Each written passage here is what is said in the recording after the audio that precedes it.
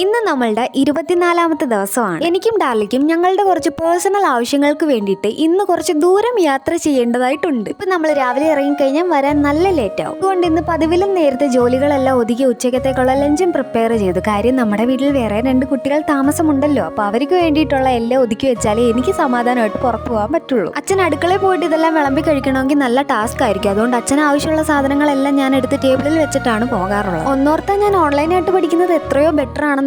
അല്ലെങ്കിൽ ഞാൻ ഇത്രയും ജോലിയൊക്കെ ചെയ്തിട്ട് ഡെയിലി ഇതേപോലെ ധൃതിപ്പെട്ട് ഇറങ്ങി പോകേണ്ട ഒരു അവസ്ഥ അയ്യോ ആലോചിക്കാൻ പോലും വയ്യ. ഇന്ന് ഞാൻ അതിന് മാത്രം ധൃതിപ്പെട്ട് ടെൻഷൻ അടിച്ചു. ഞങ്ങൾ പോയ സ്ഥലത്ത് ഒരു നല്ല ഹോട്ടൽ കൂടിയില്ല. വിശന്ന് പണ്ടാരം അടങ്ങിയിട്ട് എന്തെങ്കിലും തിന്നാൽ മതി എന്ന് പറഞ്ഞ് കയറി പൊറോട്ടയും ബീഫ് കറിയും ഒരു കോഫിയും കുടിച്ചു. അങ്ങനെ നമ്മൾ പോയ കാര്യമെല്ലാം നടന്ന് വീട്ടിലെത്താൻ ഞാൻ പറഞ്ഞ പോലെ നല്ല ലേറ്റ് ആയായിരുന്നു. ഡാർലിയും കൊണ്ട് വീട്ടിലാക്കി ഞാൻ വീട്ടിലെത്തിയപ്പോൾ ഇതാ എന്റെ ചിങ്കുവാവ എന്നെ നോക്കി നിൽക്കുന്നത് കണ്ടോ. വൈകിട്ട് ചായ കിട്ടാത്തോണ്ട് ഭയങ്കര മൂഡ് ഓഫിലായിരുന്നു എന്റെ ഈ ചെറുക്കൻ. ചായ കിട്ടിയപ്പോൾ ഹാപ്പി.